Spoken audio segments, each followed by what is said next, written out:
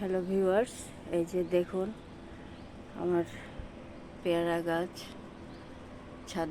ছাদ বাগানে কত সুন্দর পেয়ারা হচ্ছে ছোট্ট টবের মধ্যেই। এই গাছটাতে তো প্রত্যেকটা ব্রাঞ্চে ব্রাঞ্চে পেয়ারা। দেখুন, আপনারা অতি সহজেই পেয়ারা গাছ ছাদে পেয়ারা করতে পারেন।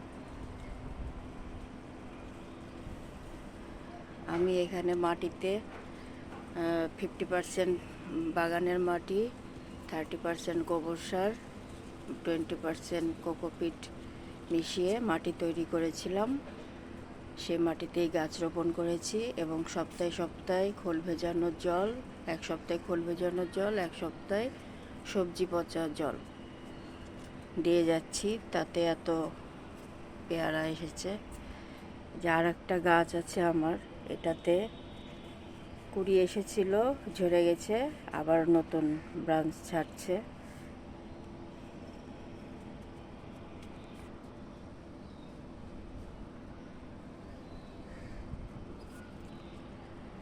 আর সপ্তাহে স্প্রে করতে হয় একদিন।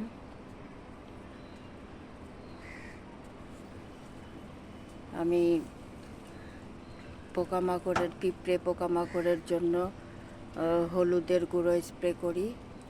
হলুদের গুঁড়ো, শ্যাম্পু একসাথে গুলিয়ে সেই জলটা স্প্রে করে দেই। কোনো গাছে কোনো পোকা নেই।